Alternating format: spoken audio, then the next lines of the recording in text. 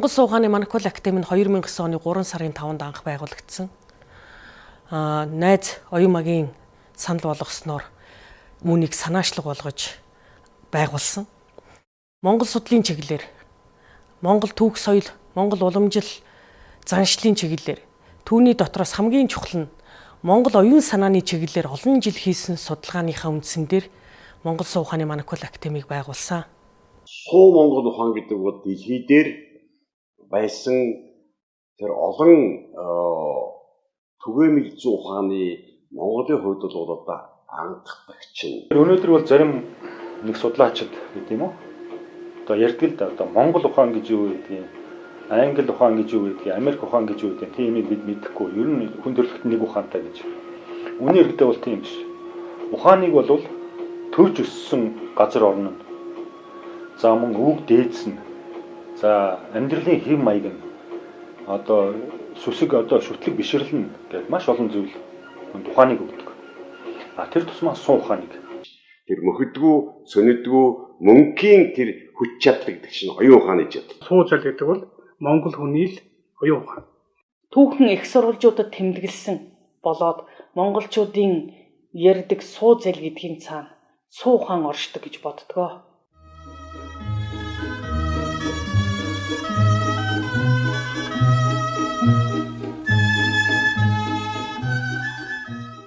Хөх Монголыг нүүдлийн соёлоор бадрах их засгийн алтан дээд гэрээ гэдэг энэ судар дотор бол Монгол суу ухаан, төдийгүй Монгол хаан ухаан, Монгол хатан ухаан, Монгол бөөгийн ухаан, Монгол нүүдлийн ухаан, мөнх тэнгэрийн ухаан, их Чингис ухаан гэх олон ухаан багтан оршиж байгааг одоо анзаарч олж харсан. Тэгээд өөрийн судалгааны хүрээ царааны хэмжээгээр тодорхой цаг үед энэ ухаануудыг дистратаар судалж гаргахад тавьсан. Маш олон номуудыг, маш ойлгомжгүй их сурвалжуудыг шүүрдэн шинжлэх ухааны эргэлтэнд орууллаа. Монгол оюун ухааныгаа уг шаглуун ингэж мөрдөж мөшгөж байгаа Судалгааны арга зүй, харьцуулсан судалгаа гаргаж байгаа дүгнэлтүүд эдгээр бол ер нь маш гүн гүнзгий их хүчтэй юм сэтгэл төрүүлдэг. Зарим нэгэн зүйлд нь ухаан хүрэхгүй ч байдаг юм уу?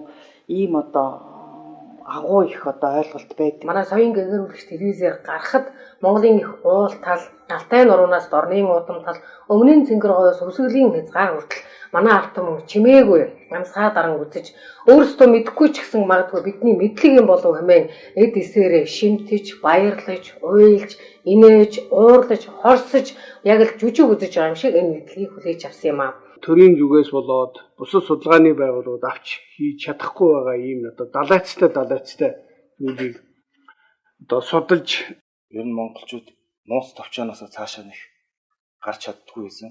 Гэтэл энэ Манукол академи гаргасан энэ номнуудыг би өөрөө уншаа судлахад бол монгол хүн гэж ямар хүн байдаг. Тэр программыг бол зоригтойгоор хүргэж эхэлсэнд нь би хараад бол маш их бахархаж ийсэн. Үнэхээр эндээс би өөрийгөө олох шиг санагдсан. Магадгүй энэ олон монголчууд Монгол Суу ухаан гэдэг энэ нэвтрүүлгийг сонсоод өөрийгөө олсон гэж магадгүй. Би бас энэ академийн үйл ажиллагаа энэ хүний бичсэн тойрсон зүйлүүдийг нэлээдгүй уншдаг, бас бодож байдаг ийм хүн. Надад бол их ойр. Үжилсэн сайхан сургалт байдаг болохоор би энийг нэг сонсох дуртай. Эрдэнэс төсөл гэдэг энэ 5 цомог дээр хийх гэж байгаа санаа маань яг одоо энэ Монгол Суу ухааны яриад байдаг энэ хандлуудтай их талбайтай байдаг. Миний мэрэгжилд бол бас маш их хэрэгтэй юм ихвэн Гадаадд амьдарч байгаа монголчуудад нэр үнэхээр өстой энэ Монгол Суу ухааны Манукол академийн 100 гаргаж байгаа энэ цувралууд бол үнэхээр өстой нэр яг ус агаар шиг маш их хэрэг болж оюунд нь тархинд нь маш их хөрөнгө оруулалт болж байгаа.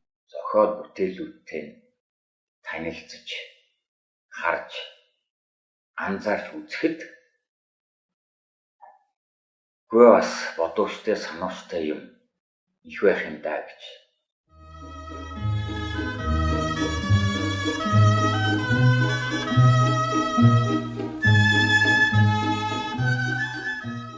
Одоогоос ердөө 30 жилийн өмнө Монголын ард түмэн Монгол Суу ухаан Манукол гэвэл нэг ч хүн байгаагүй. Зүгээр ер нь бидэнд ирэх ёстой юм. Ирэх өдөө ирж гэнэ гэдэг бэлэгшээл ирээд тосдог. Суу билег суу ухаан гэж юу вэ гэдгийг бол эрдэмтэн мэрэгд маань бол их нарийн сайхан хэлэх баг. Монгол суун ухааны өөрийн ундраг их үндэс нь бол мөнгө тэнгэрийн ухаан. Мөнгө тэнгэрийн ухаан гэдэг нь миний ойлгож авснаар бол оршихуй юм а гэж. Эрсийн төвшнөөс эхлээд сансар хорвоогийн төвшин хүртэл одоо бүх юмыг энэ зүй тогтлыг багтаасан. Монголчуудын орчин амьдрах сэтгэлгээний гүн нууц философийг суу ухаа гэж нэрлэдэг. Монголчуудын үжил санааны тэр огт эдсийг Монгол үжил санааны сүнсийг их ярьдаг.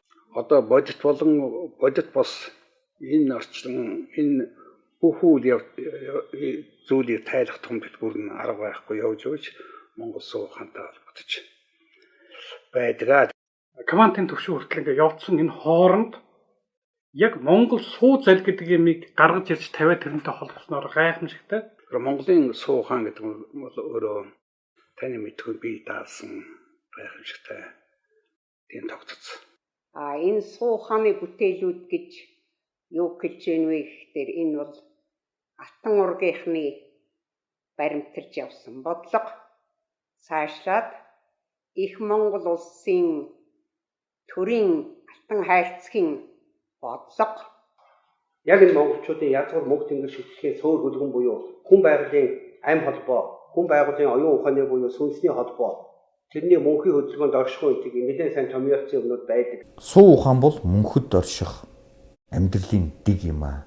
Тийм учраас энэ үндсэн хууль буюу энэ их засаг хууль гэдэг бол бидний хамгийн ихэм чухал мөрдөх дүрм юм аа гэдэг бол бид нар аюул сан ухаарах гэсэн. Тэгээ энэ дүрмэн дунд чинь л тэр суу ухаан буюу хэрхэн амьдрах тухай өгтгөн өөрөө оршиж байна л гэж би боддгийг.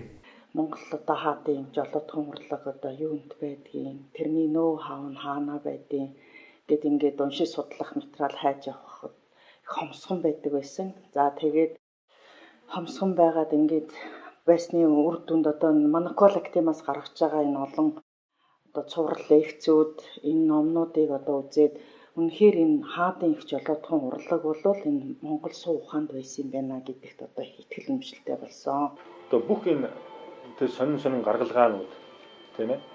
За тэгээд Монгол хүний одоо эрхэмлэж байсан тэр зан чанарууд яг одоо монголчуудын хүчрхэгчлийн үед бүгд байсан байдаг. Хүний дотор байгаа энэ оюун ухаан дээд тэнгэрт хадагдагдаж үлдэж байгаа. Энэ дотор байгаа оюун ухааны тийм ээ. Энэ дээд тэнгэртэй холбож өгч. Тэгээд дээд тэнгэрээс нь буулгаж ирсэн. Оюун ухаан ухамсарын тухайд бол бидний мэддэг мэдлэгээс хамаагүй өндөр түвшний мэдлэгтэй байсан. Ер нь бидэнд байсан юм их бий. Маш их бий. Эрдний монголчууд синергитик төвшөнд хүрснээр барахгүй одоо тэрнээс цааш төвшөнд давж гарч чадсан байсан. Суу ухаан гэдэг бол бүх ухааны огт эс гэсэн үг шүү дээ. Суу ухаан гэдэг тархинд үсэрсэн оч, зүрхэнд ассан гал, сүнсэнд бадарсан гэрэл. Монголын суу ухааныг би ухааны суу гэж ингэж боддог. Энээс маш их хүч авна.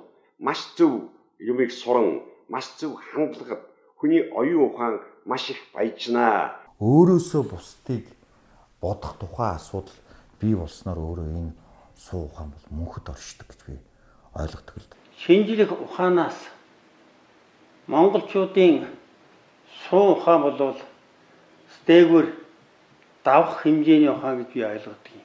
Монгол суу ухааныг шашин юм шиг ярьж байгаа устдаач би таарч ирсэн. Энэ үнэхээр сонгодог шинжлэх ухаан бөгөөд сонгодог гүн ухаан. Энийг бол одоо ер нь харьцуулахын байхгүй л гэж би хөвдө үзэж байгаа хүн. Монгол суу ухаан гэхэлэр хүмүүс магадгүй холыг бодоод нэг хол байгаа юм шиг санаад иж магадгүй. Гэтэл бидний багаас л өсөж хүмүүжсэн энэ хүмүүжил буюу өвдөөцсөн бидэнд өвлж үлдээсэн өв ухаан. Гүмлэгийн хүртэл хайцсан. Яг тэгэхээр зүгээр нэг монгол хүн л гэгэнтэн байдаг юм байна гэж. Бидний цуснд байдаг, бидний зүрхэнд байдаг. Биднийг сэрэж явах хэвээр тэр их үнэмшлийг л дахиж бий болгосон гэж би боддог. Монголчуудад өөрсдийн танилсан, нууцыг ойлгуулсан ийм ухаан гэж боддог. Монгол хүний үндсэн програм юм байна гэж би ойлгож харсан. Үйлдэлийн систем одоо компьютероор ярих юм бол үйлдэлийн систем.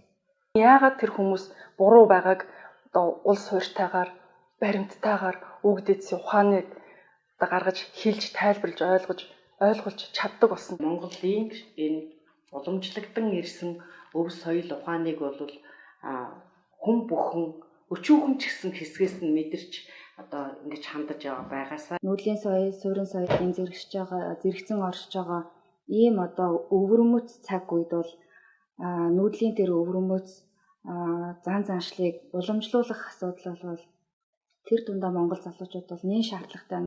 Үнэндээ бид нар чинь юу гэж чимаад ээж гсэн хүмүүстэй гэдэг бодно. Өнсөн хүн анзаарах байхаа гэж бодож байна. За бид бол өөрийн гэсэн амьдралын хэв маягтай, өөрийн итгэл бишрэлтэй, өөрийн амьдралаас ойлгосон ухаантай гагцхүү сүүлийн 300 гаруй жил гадны нөлөө, гадны соёл, гадны одоо юу гэдэг үзэл сурталын нөлөөнөөс болоод бид нар нэлээд их суур билгүүдээ одоо гээсэн байдаг. Барууны сэтгэлгээ, онол сэтгэлгээнүүд маш хүчтэй одоо төрөмгийж давмгайлсан ийм одоо боловсролын тогтолцоотой, шинжлэх ухааны тогтолцоотой, тэгээд ялангуяа энэ улс төр нийгмийн ухааны бүх одоо үзэл сурталуул энэ чиглэл байгаа тохиолдолд өөрийн гэсэн юм одоо ялгаж танихгүй болтлоо тийм ихээр их хүнийцсэн. Бид яг үнэндээ гадаад гэдэг бурхантай, харийн гэдэг шашинтай хүн маш их сэтгэлээр өлсдөг юм байна. Тэгээд тэр нь юу байдгаа бид нар хайгаад олддгоо, тодорхойлж чаддггүй, юу юм мэдэхгүй. Өвгдийнхаа ухаанд суралцаж дотоод гэдэг бурхантай, өвгдийн ухаан гэдэг сургаалтай, шүтэнтэй Эхийн сүү ширэгдэггүй тайлбар Монголын суу ухаан хүн бүхний цуснд хүн бүхний генэнд хүн бүхний оюун ухаанд байгаа. Монгол хүн байгаа газар Монгол суу ухаан гүглэгдэж байгааг биеэр бодитоор мэдэрлээ, харлаа.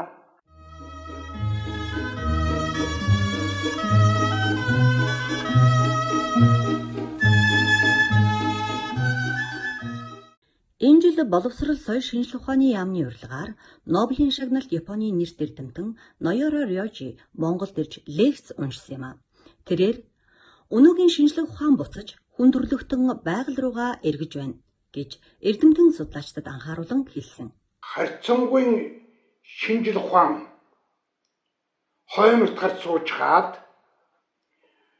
туйлын одоо үнэн бэлгийн ухаан хатвчинд буюу нэр хүнд оршиж байгаа тухай бичдэгтэй бол энэ Нобелийн шагналтны үг бол их нэгдэж байгаа юм шиг надад санагдаж байсан. Цаг нь болоод нөхцөл нь бүрдэж бэлэн бай гэж монголчууд ярьдаг. Үнэхээр одоо цаг нь болоод нөхцөл нь бүрдлээ. Тэрийг бүрдүүлж чадлаа. Бүхэл бүтэн сургаал номлол болголоо. Мөнгө тэнгэр гэдэг энэ үзэл энэний цаад утга учир нарийн нандин холбоосыг квантын физикийн өнцгөөс нээгээд цоошин тайлал хийж байгаа явдал бол хүн төрөлхтөнд ерөөсөө өөрийгөө мөхөөж байгаа энэ орчин цагийн бүхэл төрлийн даяарслаас гарах ганцхан гарч энд нээгдэж байна. Энэ гарцыг нээж эхлэв. Одоо энэ гарцаараа хүн төрөлхтнийг гэгээр өвлөх зам үйлдлээ. Одоо энэс айх юм байх. Хуульч хүн, хуулийн эрдэмтэн хүн бол дүгнэлтийг бол тэгж сүржигнэж одоо хийдгүү үзэж барьж. Тэгээ бий биш та. Энэ бүтээлийг мөнх тэнгэрийн ухаан гэсэн энэ бүтээл бол Монголын төдийгүй дэлхийн шинжлэх ухаанд оруулсан их хөвнөмөр оруулсан нээлтийн шинжтэй бүтээл гэж үзэж байгаагаа юуны өмнө өнөөдөр та бүхний өмнө илэрхийлгээд таатай байна. Шинжлэх рүү явж ирсэн ухааныг шинжлэх ухааны төвшөнд монголчууд гаргаж байгаа учраас би монгол түмэндээ бахархаж байна. Монгол суу ухааныг шашин юм шиг ярьж байгаа устдаач би таарч ирсэн. Энэ үнэхээр сонгодог шинжлэх ухаан бөгөөд сонгодог гүн ухаан. Энийг бол одоо ер нь харьцуулахын байхгүй л гэж би хөвдө үзэж байгаа хүн. Уур тархиндар нэгдсэн Нобелийн шагналтнуудын бүтээлийг судлаад ингэж явахдаа би шинжлэх ухааны ихээхэн шинэ мэдээлэл дотор явж байна гэж өөрийгөө бодож байсан. Гэтэл суу ухааны бүтээлтэй танилцаад тэр номуудтай танилцсанаар миний бодож байсан тэр бодол маань ерөнхийдөө бараг л замрах тийшин ер нь бүдгэрсэн гэж би хэлэх байна. Яагаад вэ гэвэл суу ухааны энэ агуу бүтээлүүд нь үнэнгүй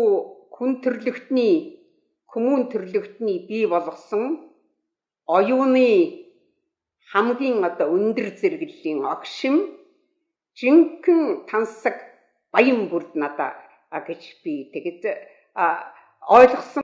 Суу Монгол ухаан гэдэг бол өөрөө философи. Монголын эзэн төрний үед тэдний зорилго нэг томроод ирж байна. Ер нь зорилго томрох юм бол зорилгоо дагаад философи томордог. Угаасаа их том философитой байж иж их том зорилгыг үйлчлүүлдэг. Энэ үнэн хаана байсан юм бэ? Хизээ сэрэх ёстой байсан юм бэ? Хизээ бид нар төгөлдөр болгох вэ гэдэг маш торгон зааган дээр бид ирээд байгаа. Хүн төрөлхтөн одоо энэ мухардалд орсныг би 3 зүйлэн дээр хэлье. 1989 онд Кембрижд болсон олон улсын философийн шуулгандар хүн төрөлхтөн цаашаа явах замгүй мухардалд орлоо. Цаашаа яах вэ гэдээ орхисон. Дараа нь 2001 онд Бүрүүнэд болсон дэлхийн ерөнхийлөгч нарын шуулга уулзалтаар Оросын холбооны улсын ерөнхийлөгч Путин хүн төрөлхтний тогтвортой улс төр тогтвортой эдийн засаг гэж байвал ерөөсөө оюун мандлын ухааны дорол орших юм байна гэд Мирнацкийнхаа үгийг дуурчсан. 2009 онд Сеулд болсон 100 орчим орны философч шуудаад ерөөсөө хүн төрөлхтний энэ цаашдаа явах философи боллоо. Философи нь байвал Аз төвдөл байх юм да гэд бүрхэгдүүлээ нэг юм их чигтээ орхисон. Өөрний философи талаас нь үзвэл хүн төрөлхтөн яг одоогоос 2500 жилийн өмнө хоёр тишээ хагарч хуваагдсан байгаа. Эхнийх нь бол Аристотелийн логик буюу бүх юм тогтвортой хөгжилтөө нэг тогтвортой хөгжилтөө учраас өөрийн гэсэн учир зүйлтэйгээ тэрийг логик гэдэг тэрнээс нь үндэслээд одоогийн шинэ тухайн өнөөгийн янз бүрийн капитализм, коммунизм, либерализм гэх мэт бүх төрлийн шашингууд дандаа логикийн буюу бүх юм зүйл тогтвортой гэдэг суунаас үзээ явцсан байгаа. Эртний грекийн гүн ухааны Аристотелийн урсгал гэсэн үг.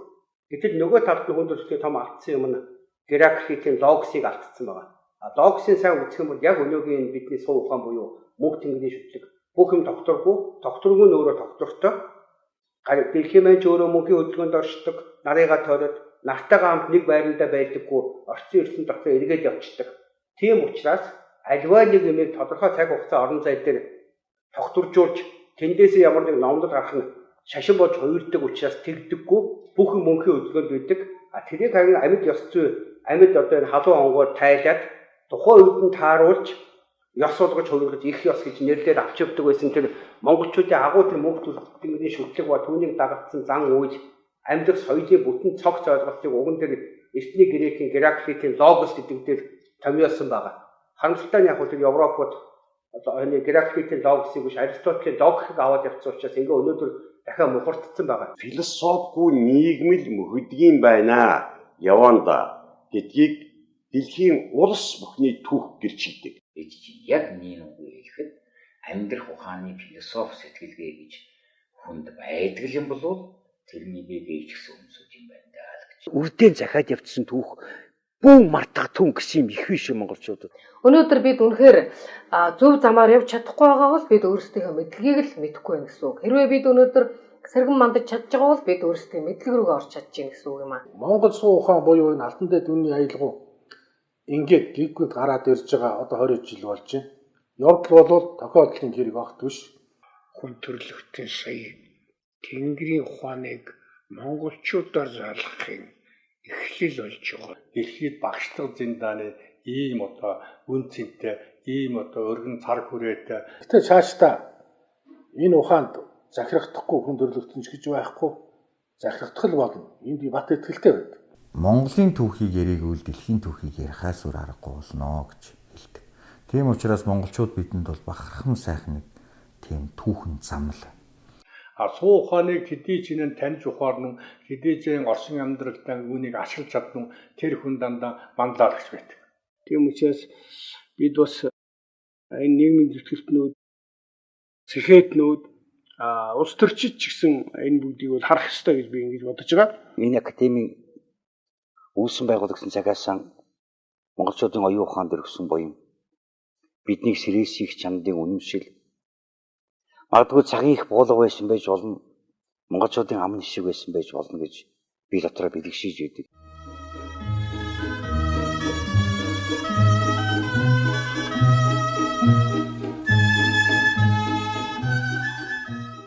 Нэг хүнэг өрөнд байж. Яг нэг 900-аас 800 жилийн дараа их Монгол улс байгуулагдсан байна. Маш их хүчрхэг буюу дэлхийн талыг эзэлж. Уйтерфолдын хэлдгээр бол Чингис хаан мэндэлснээр реформ болсон, дэлхийн хөгжлийн гацааг гаргасан гэж. Энэ бол үнэн. Тэгвэл одоо дахиад нэг 800-аас 900 жилийн давтамж өнөө цаг үе дээр ирж ийнэ гэж би хэлэх гээд.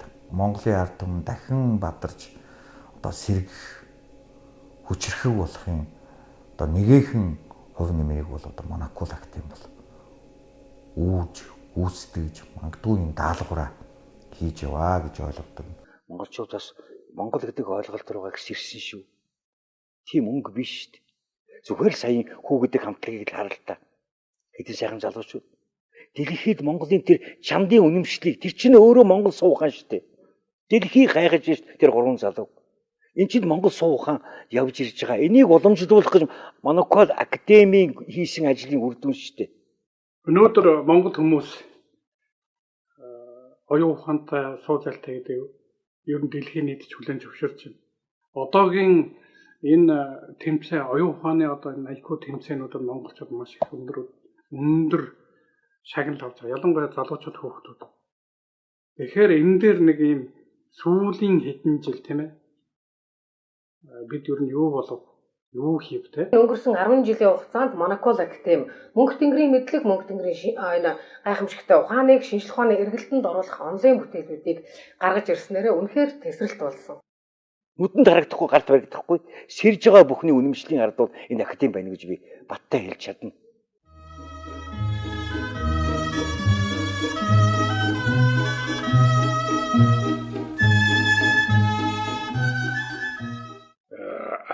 Жилд энэ хаан ухааны тухай, хатан ухааны тухай бүр явсаар байгаад энэ тэнгэрийн ухааныг энэ академийнхэн Монголдон төдийгүй дэлхийд гаргаад өгч чөдөө. Хөгжлийн зүй тогтлыг энэ загварыг энэ Манукол академи гаргаад байна уу гэж өндөрлөлтөн дэлхийн ертөнцийн яаж хөгжих юм бэ гэдэг тал дээр бас Монгол суу ухааны академи гаргаж байгаа энэ онол бодлого юмнууд дээр бас санал нийлэх зүйлсүүд их байд юм аа. Өнөө цагийн энэ ороо бусгай үед ард түмнийх оюун санааг савлуулахгүй тогтоож тэгээ үндсэн тэр суурин дээр нь тэр суу бэлэг ухааныг одоо ёстой нэг зүүнний үзүүр дээр шар будаа тогтооно гэдэг шиг тогтоох тийм хэцүү ажил. Хүний оюун санааг өдөр тэр оюун санааг дахин сэргэнэ гэдэг бол тийм ч амар юм биш. Энэ өөрөө боловсролын талаасаа ч бодсон, соён гэгэрүүлэх талаасаа ч бодсон. Айгүй тийм түүхтэй ажил. Энэ их түүхтэй ажлыг одоо ингээд хийж явж байна. Хэн байж хэрхэн амьдарч өөрийгөө бүтээгт нь, өөрийгөө олохт нь, өөрийгөө хөгжүүлэхт нь асар их том сүнсний, зүрхний, сэтгэлийн, оюун ухааны боловсролыг олгосон юм шүү. Монгол суу ухааны одоо бүрэн бүтэн школыг одоо бий болгож энэ хүнд хөдөлмөрийг одоо хийж биднийг одоо унших номтой, судлах одоо судлагтуунтай, харах одоо өнцөг өөрийнхөө зүгээс тайлбарлах ийм одоо талбарыг бий болгож байгаа. Энэ их нөр хөдөлмөр, энэ их школыг тогтооно гэдэг бол зүгээр судлаач хүний хувьд, миний хувьд бол маш их хөдөлмөр байдаг гэдгийг мэддэг учраас тун их бахархалтай хандж байгаа. Төр шиг төртэй бол уг нь бол яг энэ Монгол суу ухааны академи гаргаж байгаа сургаал, номлол олон зүйлийг бол бас төрийн хүчээр олон түмэнд синхруулах, ухааруулах, мөрдүүлэх ажлыг одоо хийж авч хэрэгжүүлэхтэй юм байна гэж ингэж боддгийг.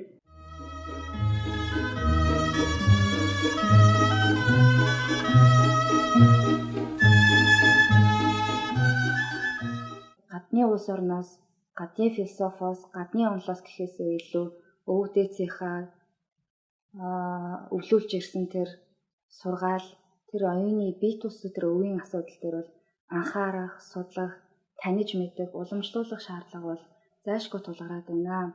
Энэ бүгдийг одоо бас энэ уран бүтээлд шингээж оруулж өгч явах юм бол энэ урлагаар дамжуулж энэ ард түмэндээ би бас тодорхой хэмжээнд хүрэх юм болов уу гэж дотроо бас бодож өгдөг юм аа. Дэлхийд дахинд хүрэхийн тулд бол өөрийн чадах чинээр бол хувь нэмрээ оруулах юмсан гэж үзээд би одоо гүнх тэнгэр шинжлэх ухаан гэдэг номын бол герман хэл рүү орчуулаад бэлэн болгоцсон. Одоо цааш гэсэн англи, орос хэл рүү бас хөрвүүлэхийг бол төлөвлөж байгаа. Олон түмэнд хүргэх, ялангуяа хүүхэд залуучуудад хүргэх. Хүүхэд залуучуудад ажилдаг багш сургууль хүмүүжүүлэгчид хүүхдийн байгууллагын ажилтнуудад мэдээлэх, сурталчлах, өөрийнхөө одоо ямар нэгэн бичиж байгаа ном нийтлэлд уг санааг бол тусгаж оруулах энэ талыг бол их анхаарч ажилласан. Нэг хүн ч гэсэн ийм зөв юм тухай боддог. Нэг хүн ч гэсэн Монголын төлөө бодож чаддаг. Энэ бүхэл бидэнд хэрэгтэй л дээ.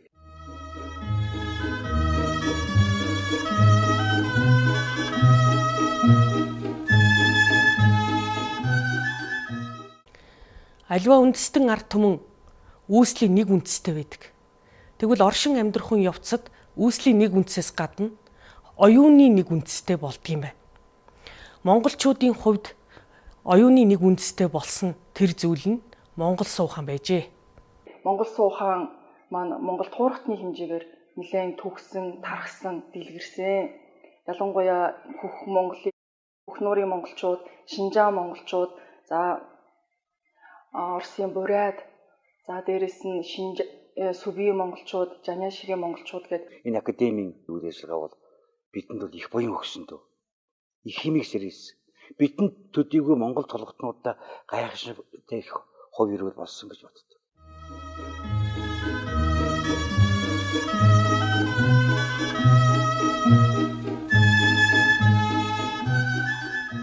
Манукол академийн ертөнцийн зөвлөлийг ахлаж энэ хугацаанд ажиллаж ирлээ. Миний би хаан ухаан танхимын дарга сонгогдож одоо хүртэл ажилласаар байна. За манай хатуу ухаан танхим маань байгуулагдсан цагаас хойш олон нийтийг хамарсан лекц, сургалт, хичээлүүдийг тогтмол явуулсаар ирсэн байгаа. Дэлхийн бодит судалгааны эрдэм тэнгэрийн жамны эрдэм хоёрыг нийлүүлсний буянд энэ актив бол их өрөвдөлтэй яваад хамгийн гол нь хүн ардыг соён гэгэрүүлэх үйлсэд бусад нэг ч академийн хийгээгүй төвшөнд ажиллаж байгаад нь ард түмэн их амсайтай. Манукол академийн үйл ажиллагаа бол үнэхээр цар хүрээтэй. Манукол академи монголчуудыг энэ харийн янз бүрийн шашин нийтмүүдээс салгах, төрөлх үндэснийх нь ой санамжтай буцаж холбох энэ үйл ажиллагааг 10 жил маш сайн хийсэн. Өөхгүй. Энэ бол өөрөө Монголын ард түмний сайн сайхны төлөө хэрхэн гайхамшигтай оюун санаа суу бэлэгтэй байсныг дахин сэргээж тэрийг бий болгохын төлөө л энэ академийн гишүүд, энэ академийг өдөржин улсууд бол тэмцэж байгаа гэдэг бид маш сайн ойлгох хэрэгтэй. Бидэнд ирсэн буян шүү дээ Монголын академи. Бидэнд илгээсэн хишг шүү дээ. Тэгээ энэ байгууллагыг үүсгэж, санаачлаж, хөгжиж, дэвжээхэд оруулсан хөдөлмөр зүтгэл гэдэг бол тиймч бага юм шүү хаа гэж. Бидний үргэлж бодож явах юмны өмнөөс явж гин гэдэг ямар гайхамшигтай байна. Сүргсэнтэй л байгаа санагдав.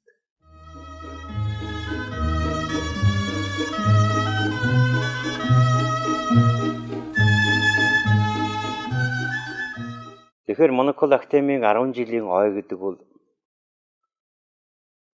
сэрж байгаа монголчуудын хувьд хүмүүхний анхаарал байх тийм сайхан тэмдэглэл цаг хугацааны онтоолол их бахархал гэж би боддог л доо.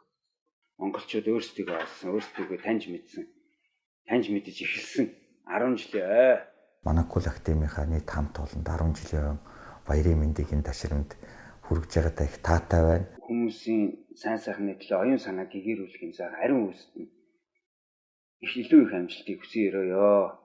Монгол Суу ухааны Манукол академийн үүсгэн байгуулагдсны 10 жилийн сайхан баярт үйл явдал тохиолдож байгаа. Энэ мөчид академийнхаа бүх гишүүдэд хамт олон номын нөхөд багш удирдлага энэхүү түүхийг бүтээлсэн өмнөх олон номын ах トゥ нартай энэ сайхан баярын өдрийн мэндийг дэвшүүлье.